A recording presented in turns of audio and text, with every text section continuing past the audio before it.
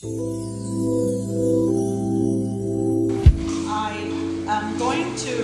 evening, I'm going to present 4 poems, 2 of mine and 2 from the editors of the book, Pt1.mov and Donna Azawir Soli. I think I'll salute these ladies tonight by reading 1 poem each from their collections.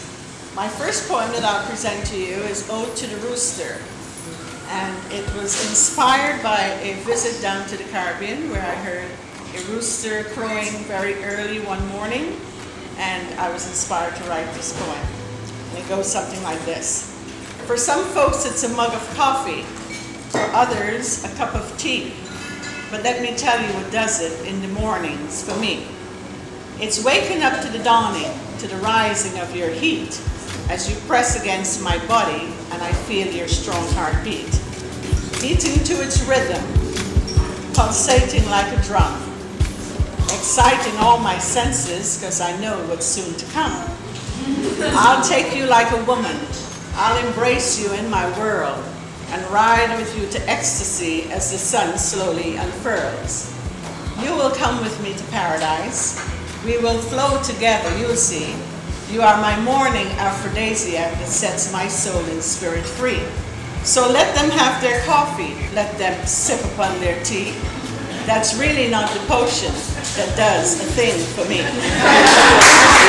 can conquer anything my day has in store for me when I begin my mornings with your masculinity. Thank you.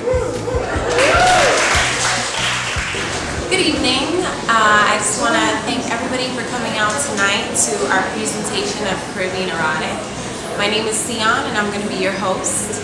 I would like to welcome our presenters. We have V. Allison Richards, Ken Ford, and Randy Gray Christensen.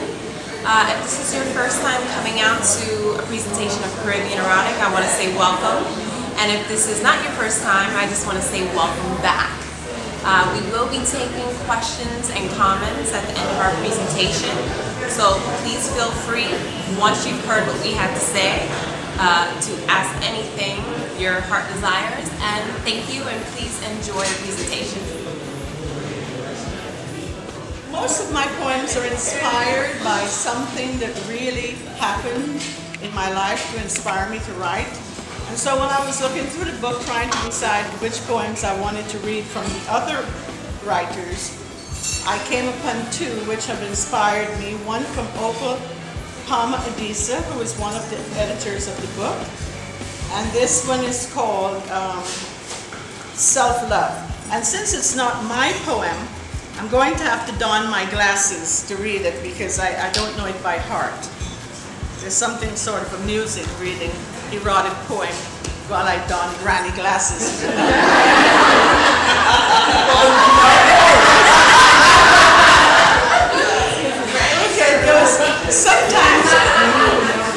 Sometimes I choose to hike through Tilden Park alone, open my blouse so the breeze can tickle my skin, while the birds chirping, the squirrels scurry, the butterflies flurry, serenade me as I sit under a tree, and allow the moist soil to crumple through my fingers, glide off my legs. I cannot resist fingering the leaves, rubbing my shoulder up and down against the trunks, tossing aside my shoes, allowing the chilled stream to lick my toes, nature wooing me. Later at home, bubbles to my ears, warm bath soothing me, my fingers sashay over my body, delineating my breasts, tweaking nipples, slithering down to my waist, navigating between thighs, lingering and probing until cream surfaces and water cools. The interesting thing about Caribbean Erotic and my involvement with it, it has really turned out to be quite interesting because years ago I was down in Jamaica at the Calabash Literary Festival when I was approached by Pt1.mov, who is one of the co-editors of the book, and asked if I would participate in this endeavor.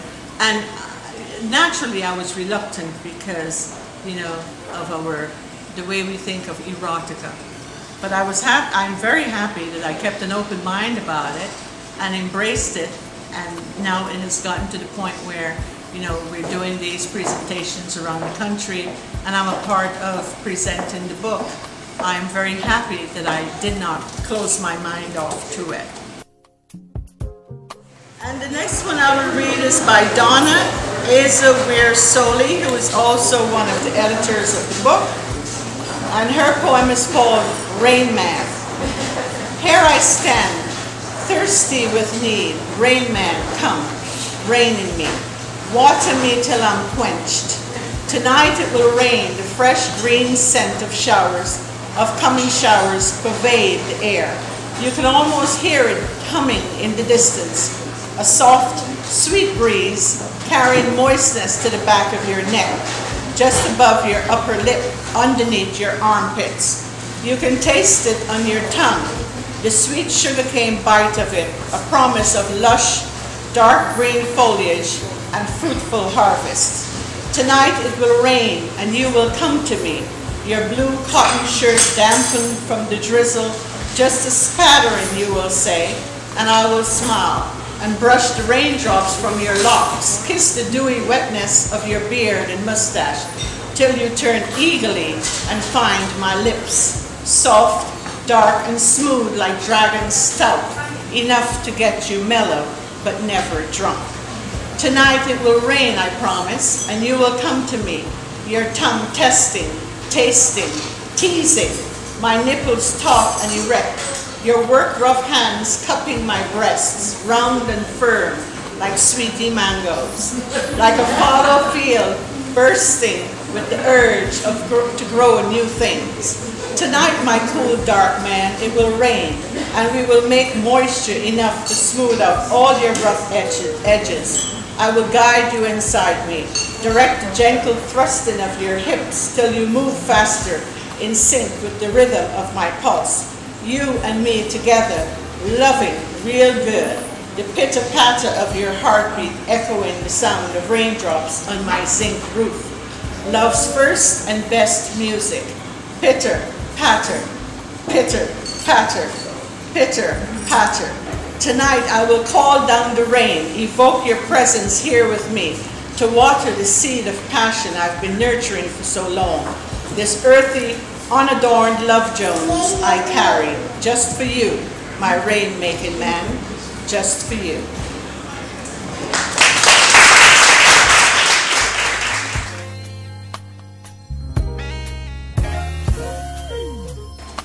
Caribbean Erotic is, as you know, it's an anthology of writers from the entire Caribbean, from the Anglophone, the Hispanophone, and the Francophone regions of the Caribbean, who have gotten together in this collaborative effort to put together what I think is a really interesting and powerful anthology.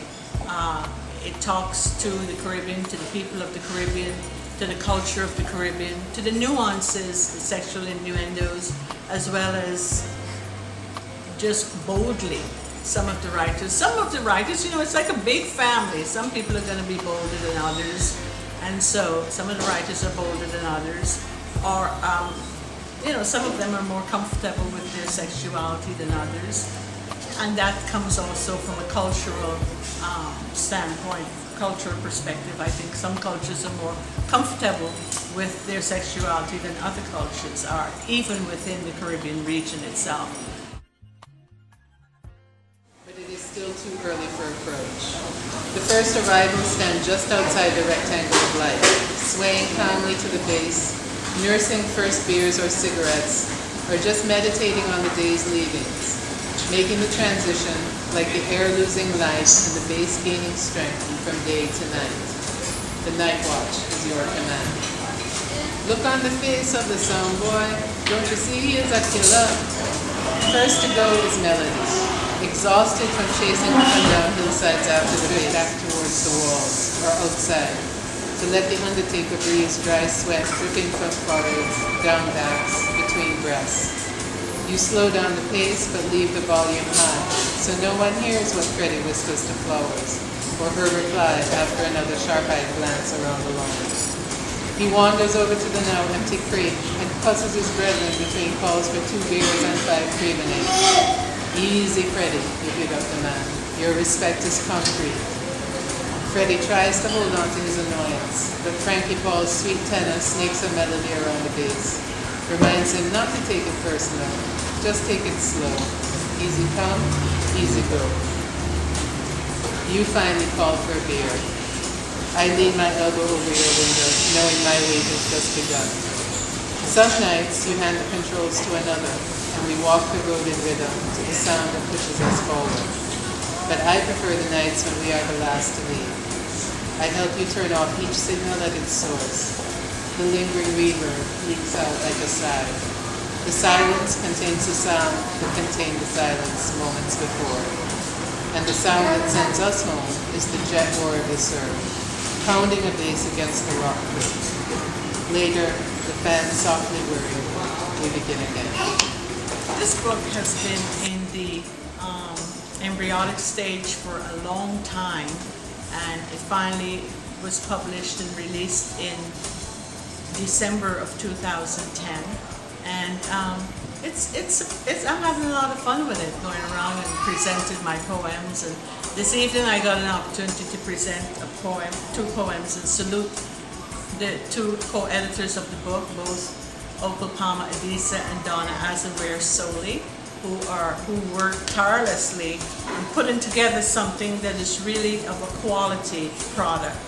And I'm very happy to represent them. I was very happy to represent their poems this evening. And this is turning out to be quite an interesting adventure, quite an interesting journey for me, doing something like this. It's new, it's fresh, it's nothing like I've done before, and I'm absolutely enjoying it. And the 4th and last poem I will present to you is one that I've written. It's called Seduced by the Rain, and it's not quite as sexy as that one. This one was inspired by a hurricane, the anticipation of a hurricane that we were expecting in Florida.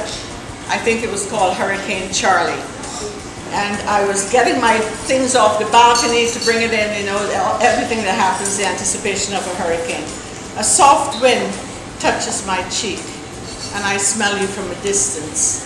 A thought quickens to my mind, and I realize it's been too long since I last saw you.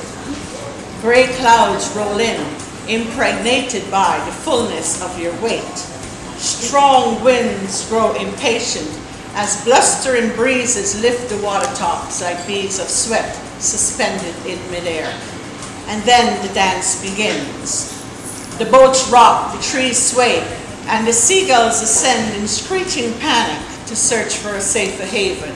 But yet, in all its willful wrath and its unrelenting fury, I feel an eerie sense of calm, knowing that you're here with me, sharing the smell of seduction from the rain.